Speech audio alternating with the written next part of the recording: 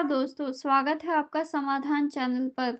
31 दिसंबर की संध्या केवल एक तारीख या साल का अंत नहीं होती।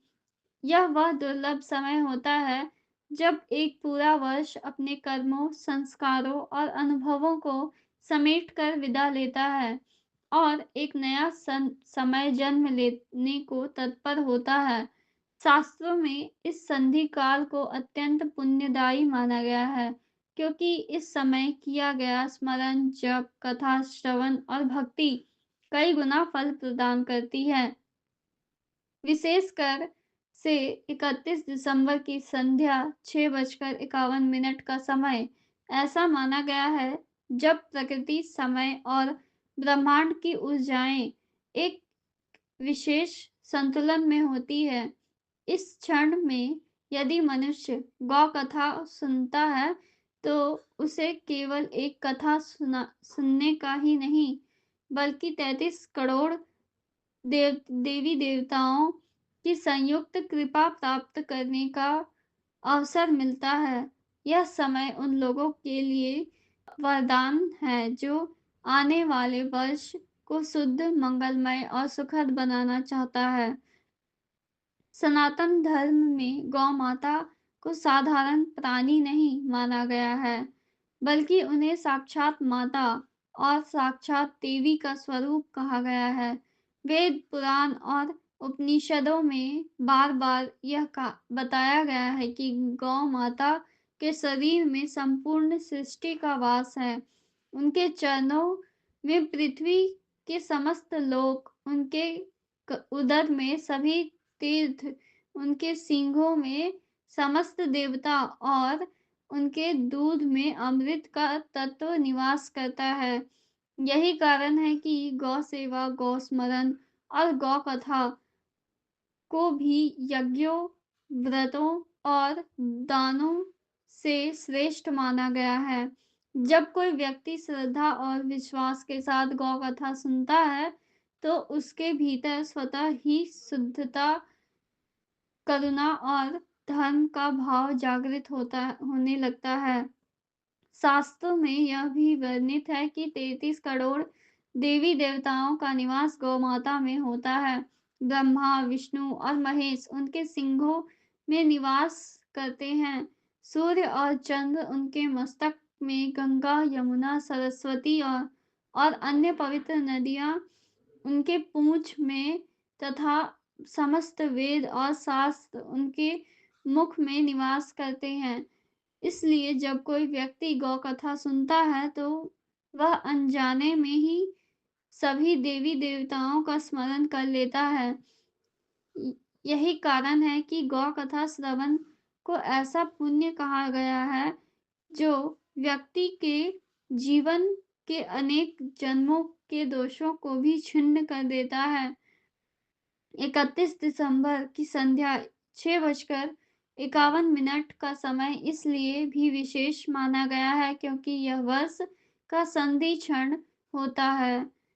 शास्त्र कहते हैं कि संधि काल में किया गया पुण्य सामान्य समय की अपेक्षा 1000 गुना अधिक फल देता है। इस समय यदि कोई भौतिक चिंताओं से हटकर ईश्वर और गौ माता का स्मरण करता है तो उसका मन शांत होता है और आत्मा पर जमी नकारात्मकता धीरे धीरे समाप्त होने लगती है।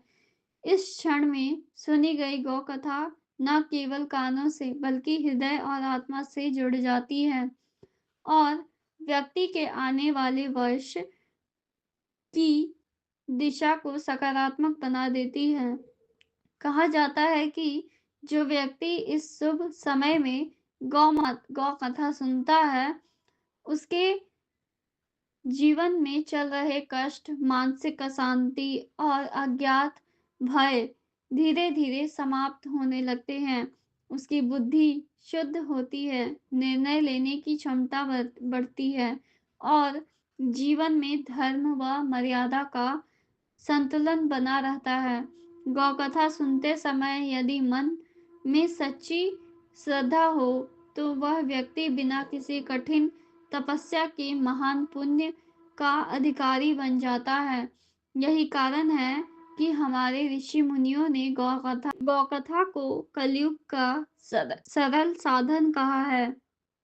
31 दिसंबर की यह संध्या हमें यह भी सिखाती है कि जीवन में हर अंत के साथ एक नया आरंभ जुड़ होता है। जब पुराना वर्ष विदा ले रहा हो, उस समय गौ कथा सुनना यह संकेत देता है कि हम अपने पुराने दोष, पाप और नकारात्मक संस्कारों को भी पीछे छोड़ रहे हैं। यह कथा हमारे भीतर यह भाव उत्पन्न करती है कि नया वर्ष हम शुद्ध विचारों, अच्छे कर्मों और सेवा भाव के साथ प्रारंभ करें। गौ माता की कृपा से जीवन में धन, स्वास्थ्य, शांति और सद्बुद्धि का मार्ग स्वतः खुलने लगता है।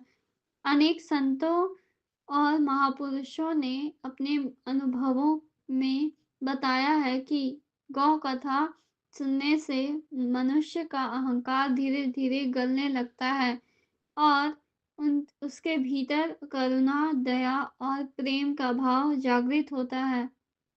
गौ माता केवल हमारी देह का ही नहीं, बल्कि हमारी आत्मा का भी पोषण करती है।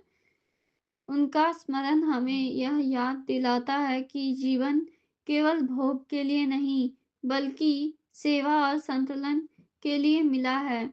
31 दिसंबर की संध्या 6:51 पर सुनी गई गौ कथा इसी संतुलन को स्थापित करने का माध्यम बनती है। अतः जो भी श्रद्धालु इस शुभ समय में गौ कथा सुनता है, वह अपने लिए ही नहीं बल्कि अपने परिवार और आने वाली पीढ़ियों के लिए भी मंगल कामना करता है। कहा जाता है कि इस समय प्राप्त किया गया पुण्य पूरे वर्ष व्यक्ति की रक्षा करता है और उसे गलत मार्ग पर जाने से रोकता है।